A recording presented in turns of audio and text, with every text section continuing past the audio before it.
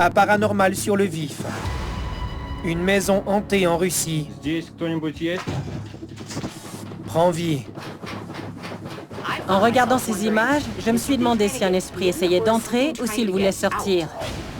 Aux Philippines, les passagers d'une voiture aperçoivent le fantôme d'un enfant. Voir un fantôme est quelque chose qu'on n'oublie jamais. Un orbe mystérieux flotte dans la résidence d'un pasteur durant toute une nuit. Je le regardais en direct et je me demandais ce que ça pouvait être. Au Mexique, un commerce est habité par un esprit irascible.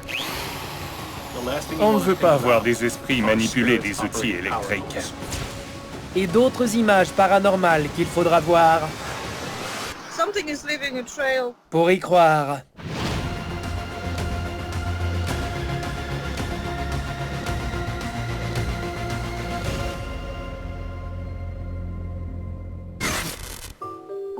Démarrer une entreprise comporte son lot de stress et de défis. Mais imaginez que peu après l'ouverture de votre commerce, vous compreniez qu'il est hanté. Cela pourrait attirer une certaine clientèle au début, mais à la longue, la rentabilité risque d'en souffrir. C'est ce qui est arrivé au propriétaire d'un magasin au Mexique. Et dans son cas, la faillite le guette.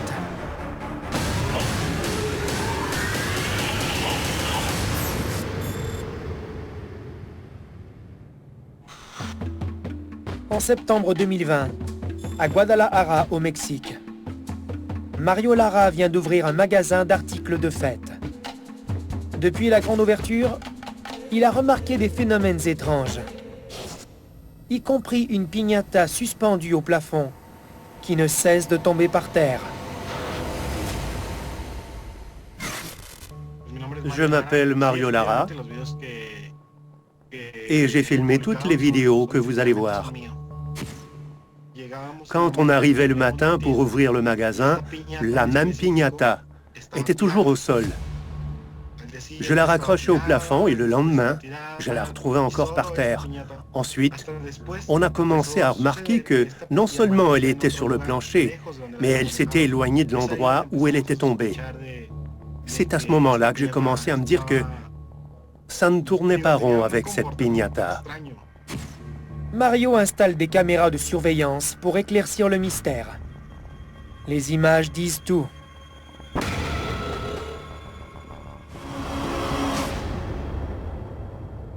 Plus tard, durant la nuit, Mario reçoit une alerte indiquant que sa caméra a détecté du mouvement dans le magasin. En regardant les images, son sang se glace. Regardez bien au centre de l'écran.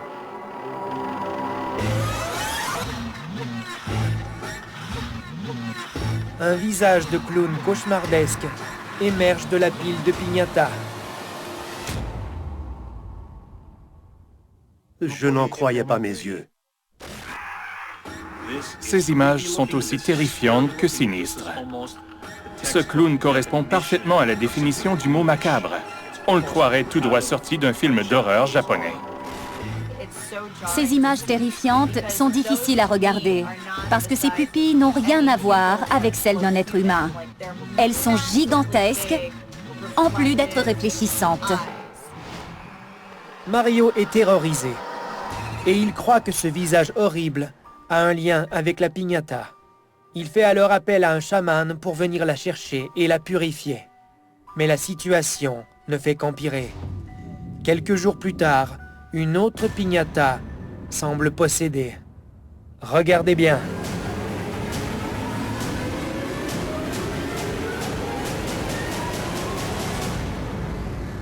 Elle tournait si vite et avec une telle puissance. En visionnant les images, j'ai su que c'était un phénomène étrange.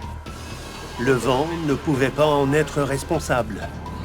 Malheureusement pour Mario, ce n'est pas tout. Un jour, pendant qu'il prépare une commande de friandises, voici ce qui arrive.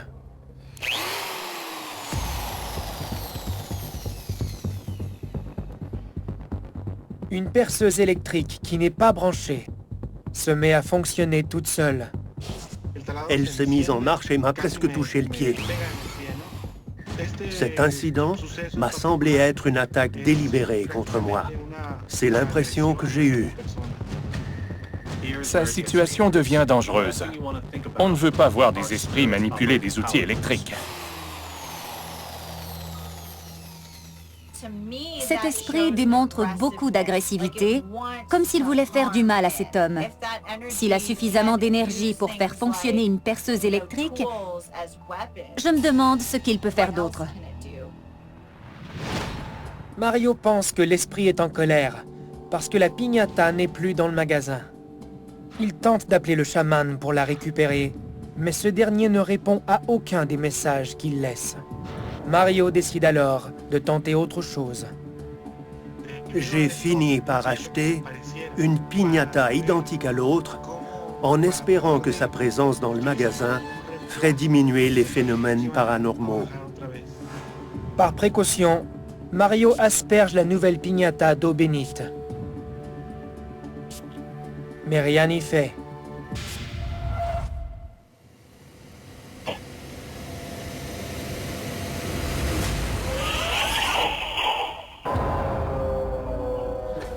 Au lieu de s'améliorer, la situation s'aggrave. Et ça démontre la grande force de l'esprit qui hante ce magasin. Si l'eau bénite ne réussit pas à le chasser, cet homme a probablement affaire à un esprit ou une entité dont la puissance est incommensurable. Qu'est-ce qui peut bien hanter le magasin de Mario? Je crois qu'il s'agit d'un esprit démoniaque. Quand il a vu la piñata entrer dans mon magasin, je pense qu'il a été attiré par elle, et cela expliquerait pourquoi il l'a possédée.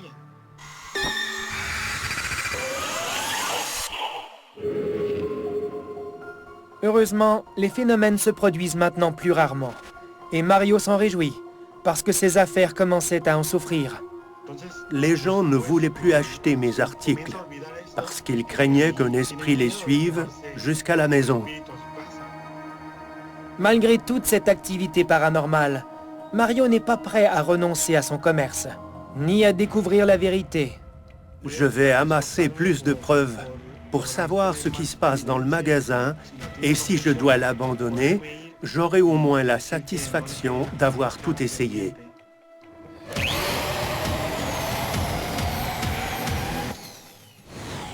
À venir, un orbe étrange effraie un pasteur en Floride.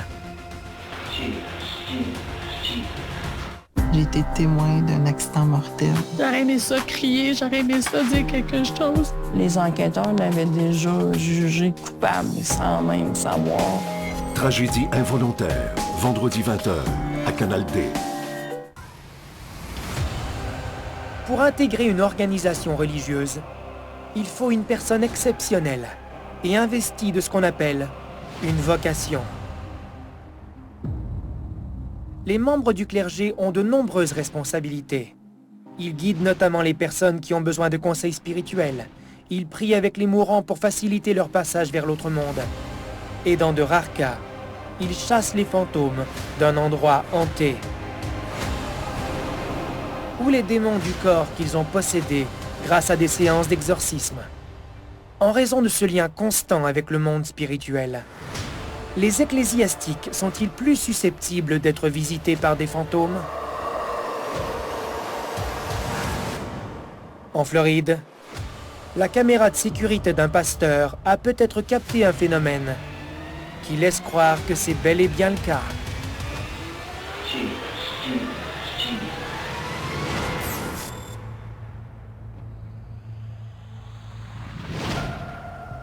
Nous sommes en octobre 2020, à Palm Coast, en Floride. Il est 3h30 lorsque Manzel Ford, pasteur et aumônier de police, est réveillé par une alerte lui indiquant que sa caméra de surveillance a détecté du mouvement dans le salon. Il prend son téléphone et voit ceci.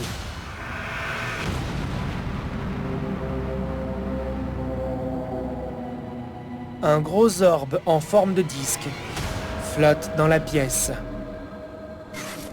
Je m'appelle Manzel et ceci est ma vidéo. J'ai vu l'orbe qui flottait dans le salon et j'étais abasourdi. Je ne comprenais pas du tout ce que j'étais en train de regarder. Je me suis dit que c'était de la lumière provenant de l'extérieur ou un bug. Alors j'ai déposé mon téléphone et je me suis recouché. 5 minutes plus tard, une autre alerte a retenti. Toujours à cause de mouvements détectés dans le salon. J'ai regardé l'écran de mon téléphone et je voyais encore ce disque mystérieux qui flottait dans la pièce. C'est à ce moment que je me suis dit qu'il était préférable que je me lève pour aller voir ce qui se passait. Manzel entre dans le salon, armé d'un pistolet pour se protéger. Et il est perplexe. À l'œil nu, il ne voit rien du tout. À l'œil, je ne voyais pas ce qui apparaissait sur l'écran de mon téléphone. Et c'est là que j'ai trouvé le phénomène très intéressant. Je voyais l'orbe en direct à l'écran, alors je suis allé à l'endroit où il aurait dû être, mais je ne voyais rien. C'était étrange parce que la caméra détectait du mouvement, alors forcément, ça devait être quelque chose de solide. J'avais beau regarder partout autour de moi, je ne voyais absolument rien. C'était complètement fou. Ce qui se produit par la suite l'est encore plus. Manzel retourne dans sa chambre et reçoit une autre alerte. Il regarde l'écran de son téléphone et cette fois, il voit l'orbe se diviser en 3.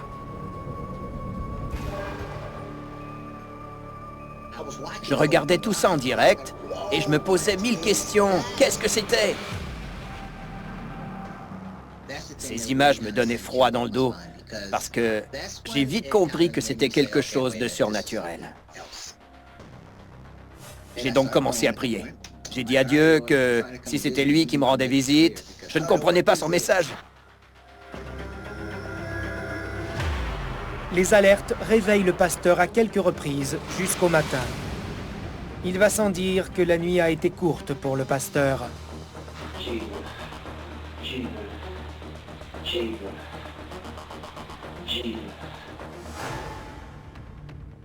Qu'est-ce qui flottait dans le salon du pasteur Ford cette nuit-là? Au fil des années, on a vu toutes sortes d'anomalies lumineuses captées par des caméras de surveillance, mais je crois que c'est la première fois qu'on voit un orbe en forme de disque comme celui-là. Il ne semble pas flotter de manière aléatoire. Il se déplace comme s'il avait un objectif précis et que ses mouvements étaient volontaires ou contrôlés par une forme d'intelligence. Je crois aussi que cet orbe a un but. Ce n'est pas de la poussière qui flotte dans la pièce.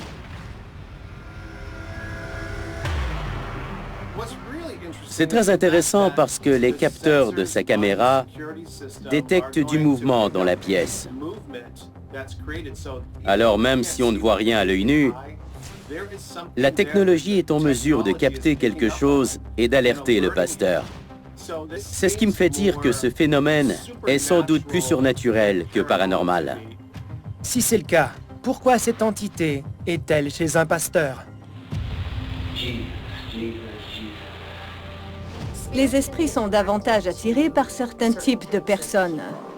Nous vibrons sur des fréquences différentes et j'imagine que les vibrations d'un pasteur sont plus élevées parce qu'il consacre beaucoup de temps à prier, à méditer et à réfléchir. Et ça augmente l'intensité des vibrations. À mon avis, c'est ce qui a attiré cette entité dans la résidence du pasteur. Elle a sans doute senti que c'était un endroit sûr et c'est pourquoi elle a choisi de s'y réfugier. Peut-être. Mais est-ce possible que ce ne soit pas une entité de nature spirituelle? En regardant cette vidéo, j'ai éliminé d'emblée la théorie du fantôme. Parce que l'entité semble étudier la pièce. Un fantôme n'agirait pas de cette manière, parce qu'il serait déjà familier avec la maison. Je pense plutôt que c'est une technologie extraterrestre qui peut traverser des murs pour nous observer et amasser de l'information sur nous. Qui sait quel genre de technologie possèdent les extraterrestres? Que ce soit un phénomène surnaturel, extraterrestre ou toute autre chose, Le pasteur Ford aimerait bien le savoir un jour. J'espère, s'il y a lieu, que j'aurai des réponses à mes questions. Mais d'ici là, je continuerai à m'en poser.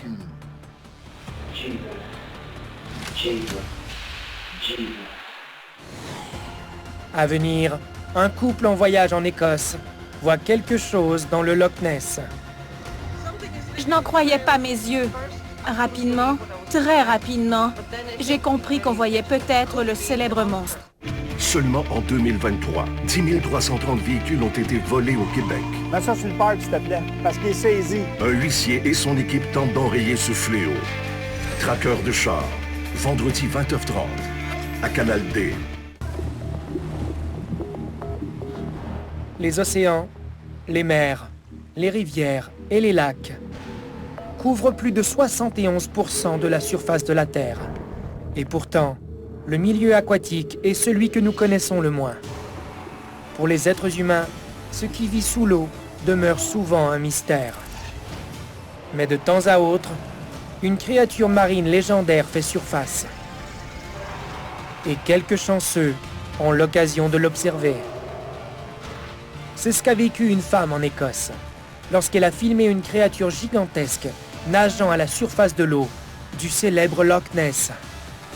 Something is leaving a trail.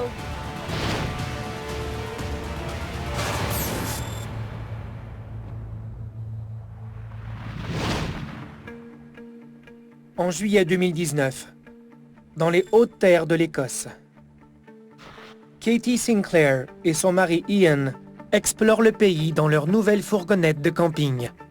Sur le chemin du retour vers la maison à Glasgow, ils passent sur la route qui borde le Loch Ness et décident d'y faire une pause café. I give you Loch Ness. Pendant qu'ils admirent le paysage qui les entoure, Ian aperçoit quelque chose d'étrange. Ian spotted something moving.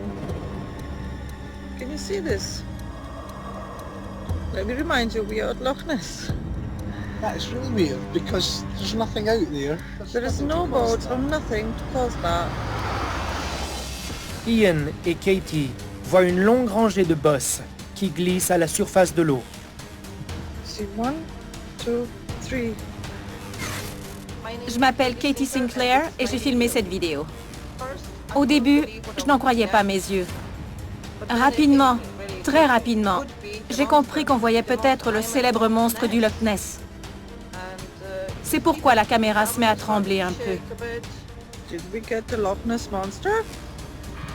We never been here, we just parked the car and here he is. Je le regardais avec stupéfaction et je me demandais si c'était vrai. Did I really get it? Et si ma caméra fonctionnait bien. C'était ma grande préoccupation, m'assurer de filmer le célèbre monstre. Et je l'ai fait. There's no ripples.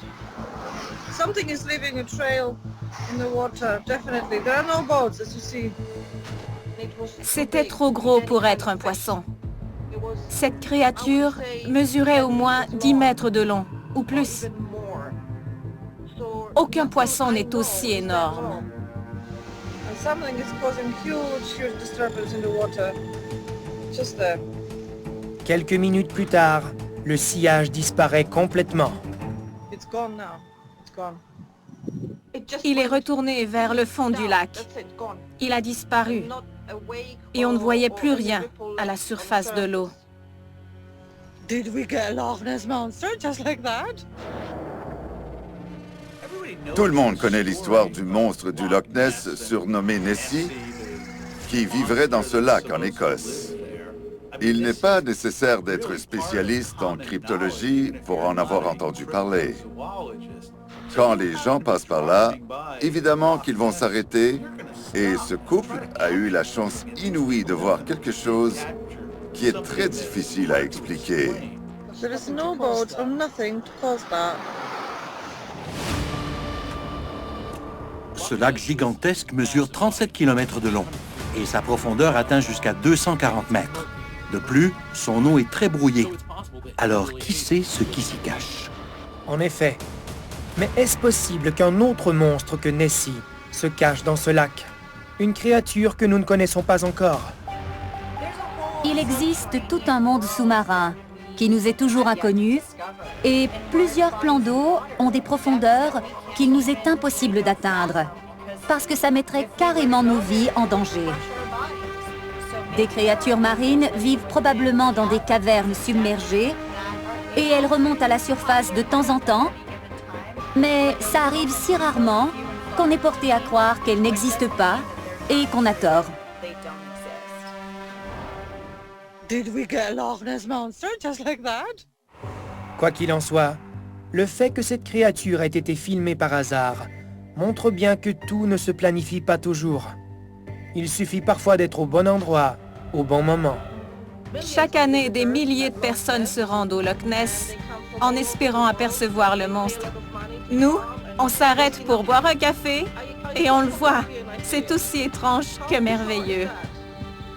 It's just weird.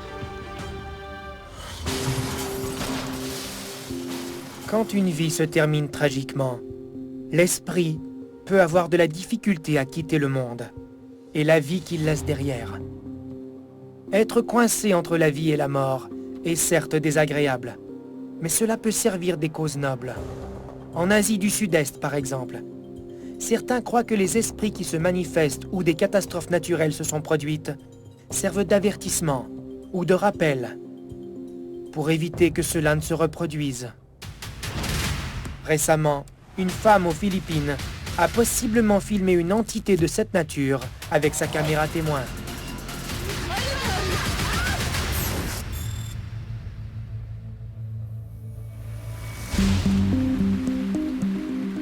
Nous sommes le 15 février 2018, dans l'est de la province de Samar, aux Philippines. Il est passé minuit, et l'actrice et mannequin Myrtle Sarosa est en voiture avec des amis sur une route isolée. Parce que l'autoroute est bloquée en raison d'une inondation causée par un typhon qui a balayé la province récemment.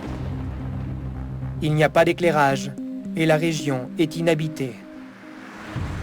Du moins, par les vivants.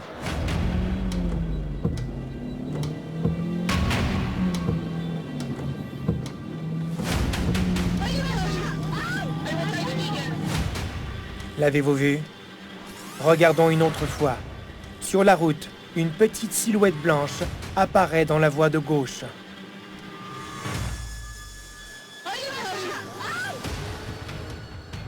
Tous les passagers de la voiture sont perplexes et terrifiés.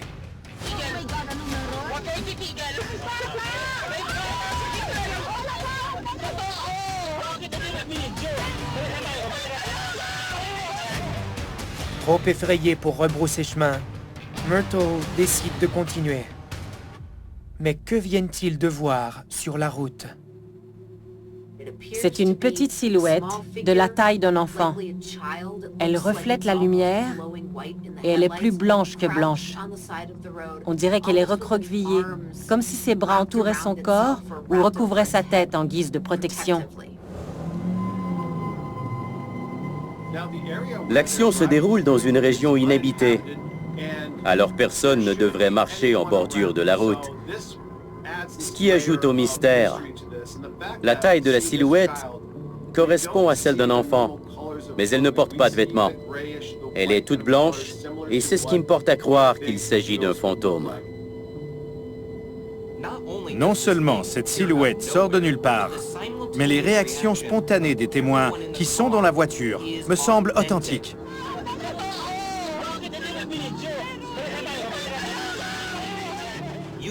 On entend à la fois leur peur et leur curiosité, mais surtout leur envie de déguerpir au plus vite. Pourquoi un fantôme marcherait-il sur une route aussi déserte?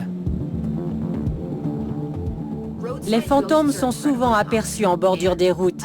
Et il y a deux raisons qui expliquent ce phénomène. D'abord, par définition, les bords de route sont des lieux liminaux ou intermédiaires. Deuxièmement, les fantômes, les esprits et les entités sont attirés par ce genre d'endroit. Les routes sont des endroits transitoires, puisqu'on y passe rapidement pour se rendre quelque part. Pour les esprits qui se trouvent sur une route, ça peut avoir un sens beaucoup plus profond.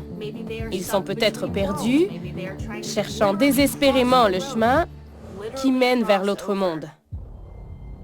Alors pourquoi sur cette route? Et pourquoi à ce moment-là?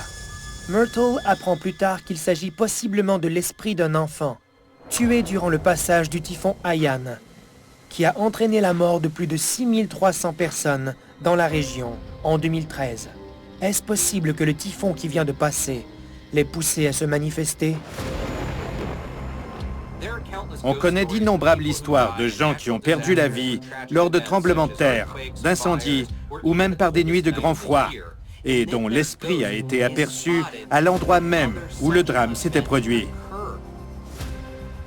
Le typhon de 2013 a été le pire désastre naturel du pays. Il a effacé des quartiers et détruit un nombre incalculable de propriétés. Non seulement la vie du peuple entier a changé, mais il y a eu des milliers de victimes. Toute l'énergie négative de cette tragédie est sans doute toujours présente aujourd'hui. Bien des gens ont vu des fantômes marcher un peu partout, comme s'ils revivaient le drame. Ces esprits sont des rappels constants de la catastrophe pour ceux qui y ont survécu. S'il s'agit vraiment de l'esprit d'un enfant qui est mort lors du passage de ce typhon dévastateur aux Philippines, il a sans doute une bonne raison de se manifester sur cette route à ce moment précis. Il est possible que son but soit de prévenir ces gens d'être extrêmement prudents pour éviter de subir le même sort tragique que lui. Nous ignorons pourquoi ce fantôme est apparu. Mais nous savons qu'aucun des passagers de la voiture n'est prêt de l'oublier. Voir un fantôme est quelque chose qu'on n'oublie jamais. Il reste toujours gravé dans notre mémoire et c'est une expérience qu'on ne se lasse pas de raconter. À venir, une femme en Californie voit des ovnis régulièrement. Ça relève, c'est après de l'adaptation. La marge d'erreur, on n'en a pas. Mes amis ils disent là, que je suis comme une toilette, je suis indispensable. Vite Chantier, nouvelle génération, lundi 19h30 à Canal D. Une personne peut-elle attirer les ovnis? Alors que la plupart des gens n'en verront jamais de leur vie, certains en aperçoivent fréquemment. Est-ce parce que leur esprit est plus ouvert? Ont-ils un don spécial? Ou font-ils tout simplement partie d'un groupe d'élus privilégiés? Ça semble être le cas d'une femme en Californie qui a vu des centaines d'ovnis en 10 ans et qui continue d'en voir.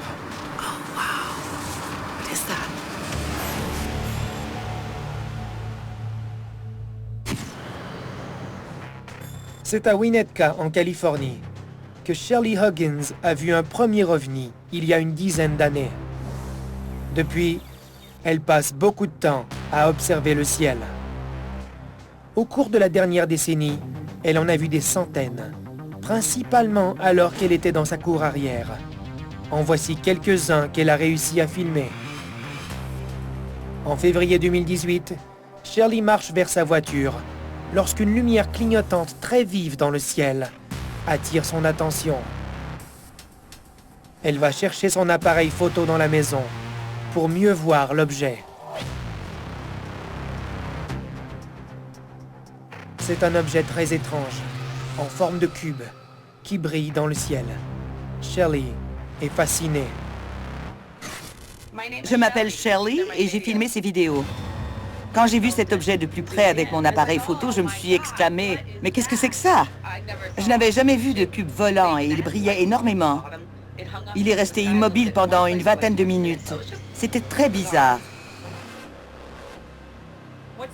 Ce qui me frappe dans ces images, c'est principalement la forme géométrique inhabituelle de l'objet. On voit rarement un ovni en forme de cube et celui-ci semble presque parfait. La manière dont il brille est également étonnante. Plusieurs de ses côtés reflètent la lumière du soleil alors il est extrêmement facile à repérer. En fait, c'est comme s'il voulait être remarqué. On peut voir des ouvertures qui ressemblent à des fenêtres et imaginer qu'il y a quelqu'un à l'intérieur. Ces images sont intrigantes et captivantes.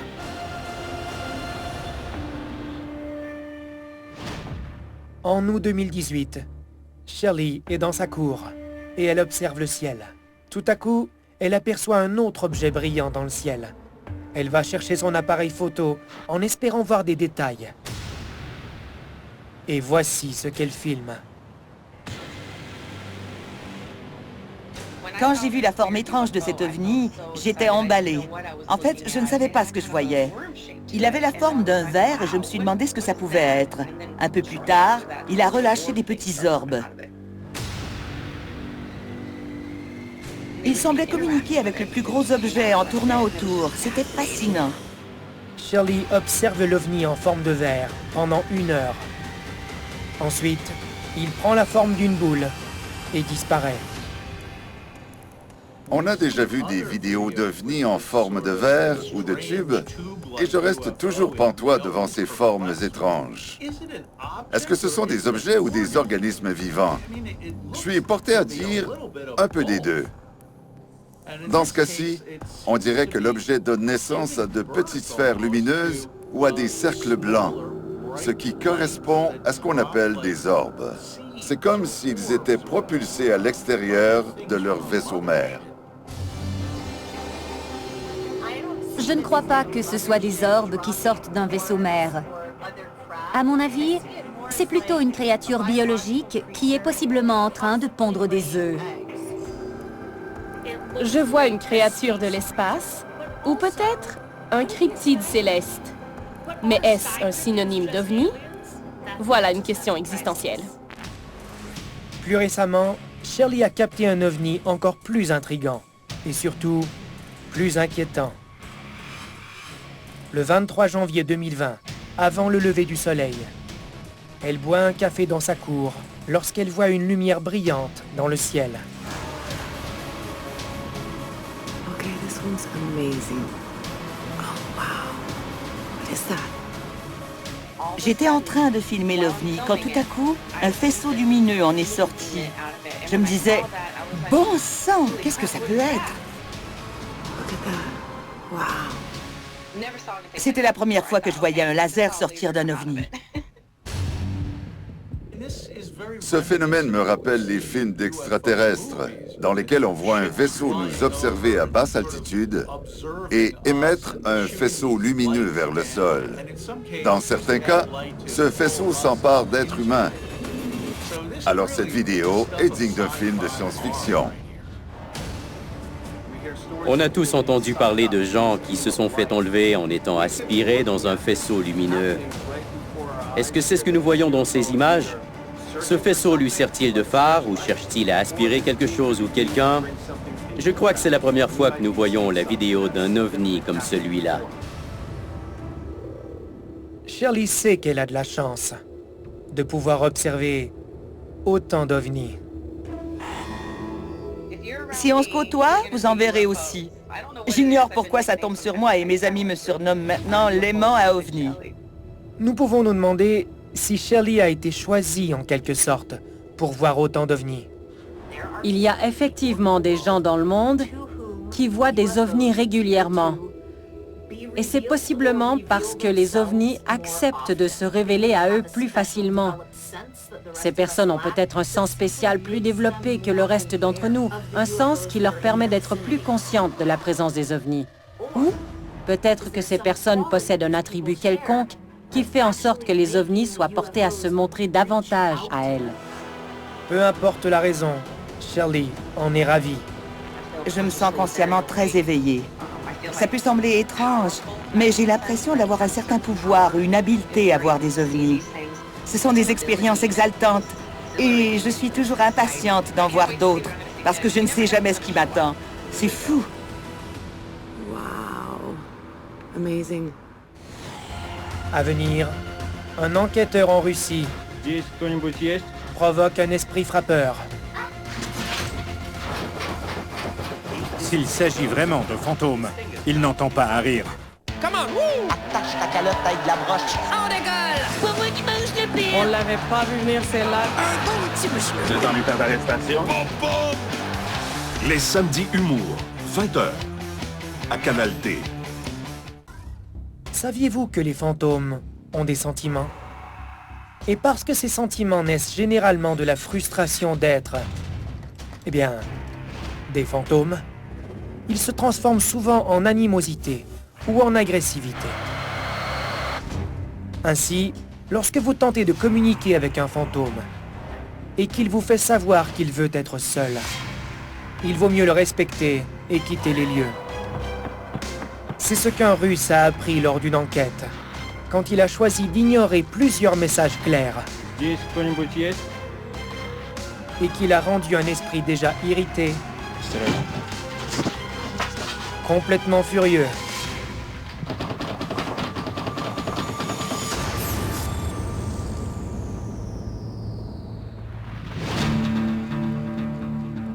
En juillet 2020, à Larevo, en Russie, un chasseur de fantômes qui souhaite garder l'anonymat mène une enquête dans une résidence qui serait hantée par un esprit frappeur. Les voisins ont également signalé avoir entendu des bruits étranges provenir de la maison durant la nuit. Aujourd'hui, il espère amasser des preuves de ces phénomènes paranormaux pour les partager avec les résidents du quartier. Bonjour à tous. Comme vous le savez déjà, je suis dans une maison hantée par un esprit frappeur. Je vais laisser cette caméra ici pendant que j'explore le sous-sol. Il installe une autre caméra dans le grenier pour enregistrer toute activité paranormale qui pourrait se produire pendant qu'il est ailleurs. Sur les images captées par les caméras fixes, on voit à quel point cette maison est délabrée et en piteux état. On dit souvent que les esprits préfèrent se réfugier dans des maisons abandonnées ou d'autres lieux inhabités. Puisqu'aucun être humain ne s'y trouve, il comble ainsi un certain vide. C'est précisément pour le savoir que l'enquêteur est sur place. Pendant que les caméras tournent, il tente de communiquer avec tout esprit qui serait présent dans une pièce qui ressemble à une chambre. Здесь кто-нибудь есть? Здесь кто-нибудь есть? Jusque-là, aucune réponse. Mais quelques minutes plus tard, une porte se met à vibrer violemment.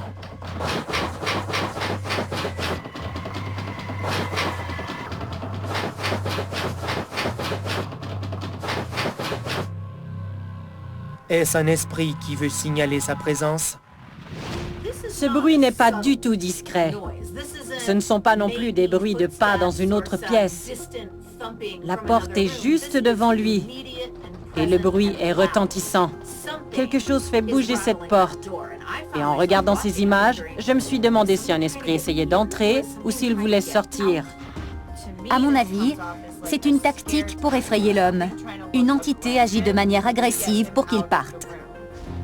Et cette entité désireuse de chasser l'homme n'a pas fini de le tourmenter.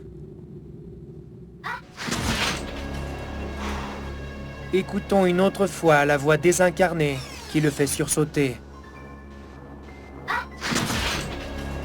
On dirait une sorte de gloussement étrange, comme si quelqu'un se moquait de lui. Chaque fois que j'entends une voix désincarnée qui semble appartenir à un enfant ou à une femme, je sais que l'entité est hostile. Normalement, le rire est un son agréable, mais dans le monde paranormal, c'est un signe d'alarme. L'enquêteur ne se laisse pas impressionner par le gloussement.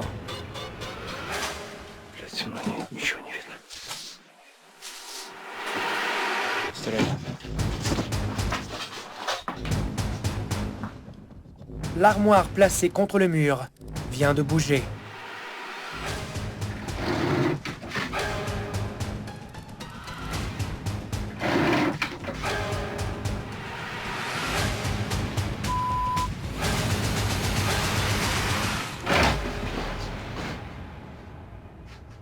Cette armoire qui bouge toute seule est l'un des phénomènes les plus impressionnants que j'ai vus depuis longtemps. S'il s'agit vraiment de fantômes, il n'entend pas à rire. Même si c'était des humains qui poussaient sur le meuble, je crois que ça prendrait 2 hommes. Et cette entité y arrive étonnamment toute seule.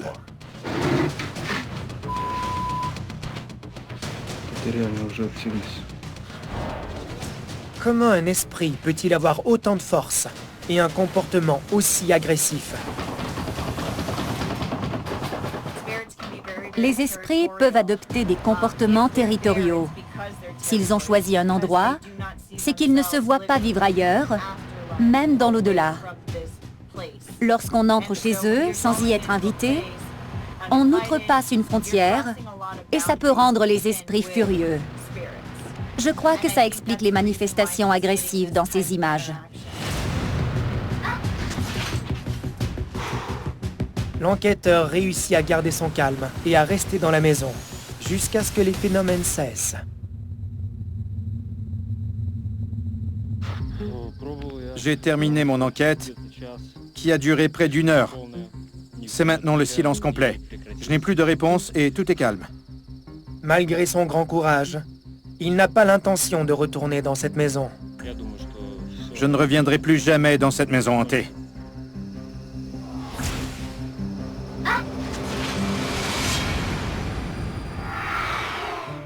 Que faire si vous êtes témoin de phénomènes paranormaux? Voici quelques conseils pour les filmer. Observez le ciel le plus souvent possible. N'arrêtez jamais d'enregistrer, même si vous êtes terrifié. Fiez-vous à votre instinct s'il vous dit que vous voyez quelque chose de surnaturel. Et si vous avez la chance d'observer un monstre marin, un ovni ou un esprit frappeur, efforcez-vous d'en capter des images, afin d'immortaliser le paranormal sur le vif.